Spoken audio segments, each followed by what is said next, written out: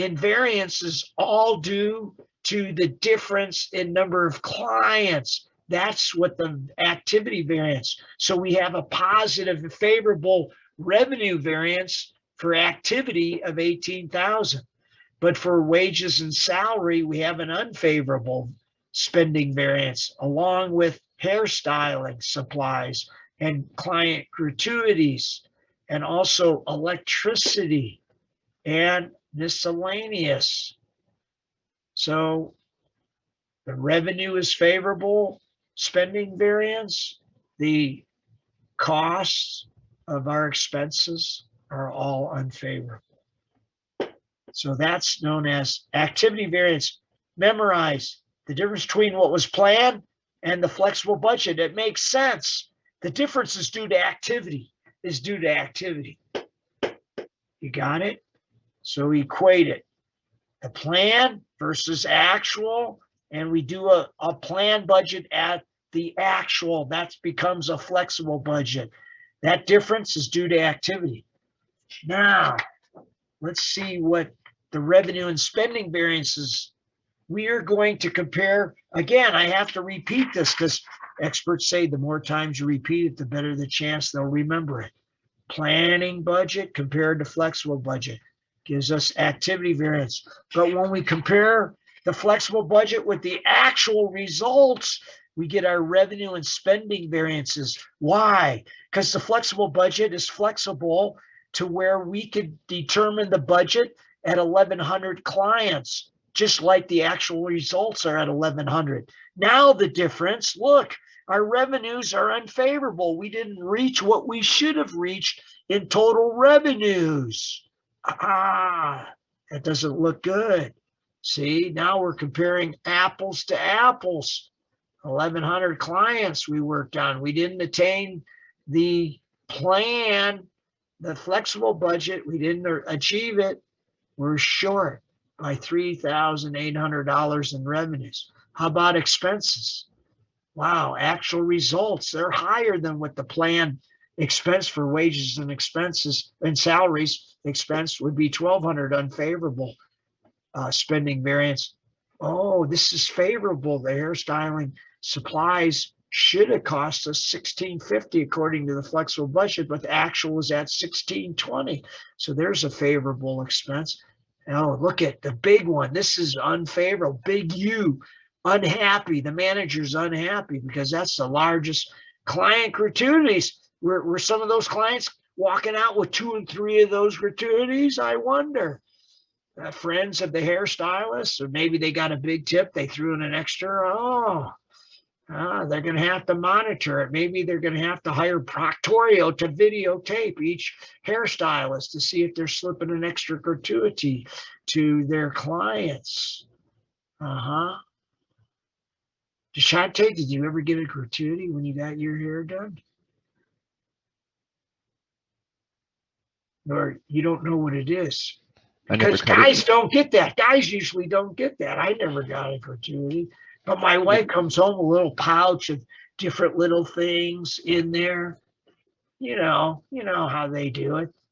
They kind of like trying to get them to come back next time. All right.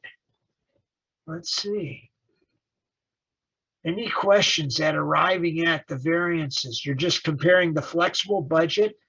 We expected $198,000 in revenue, but we only actual results $194,200. So we had 3,800 unfavorable. It's unfavorable because the flexible budget says we should be generating 198.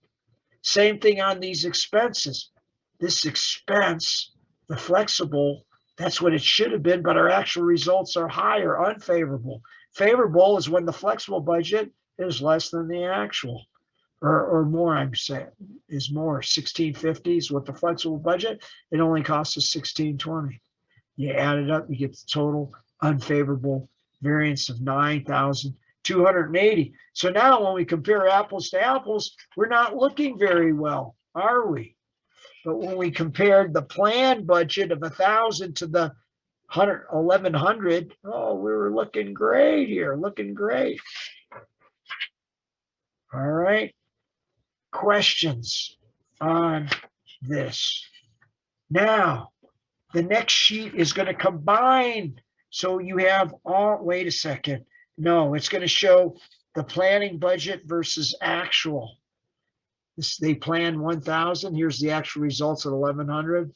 Oh, we got 100 more clients. So but no, they didn't get what they should have. They're supposed to get 160, or was it 100? Let's see, what were they supposed to get?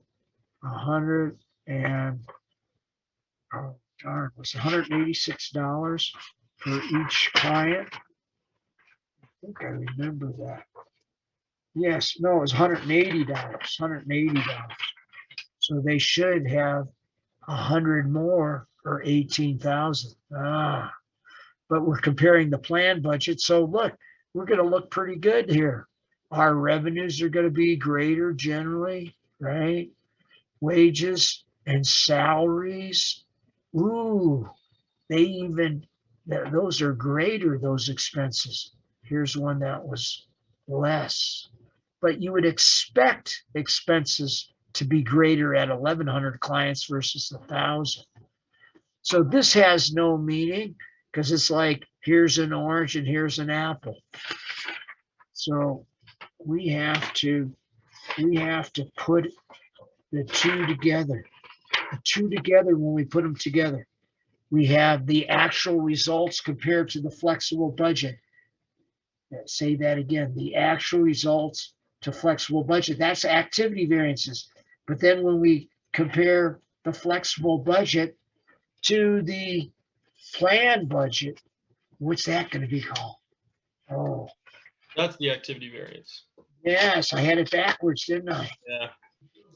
So when you compare the plan with the flexible, Activity. that's activity variances. But when you compare actual with the flexible budget, that's our revenue and spending variances. Very good, Justin. Just trying to keep people on their toes. Now, I don't think it was good enough just to go through the problem or go through the chapter with highlighting the major points. I think what's going to be more helpful if we go over an example or two. And I sent those to you. Did you check your email? Oh, yes, I did send it to you. We're going to take a look at exercise 9-10 on page 437. That's 437. Go ahead. Don't be afraid to open up your textbook. You paid good money for it. Was it less than $60?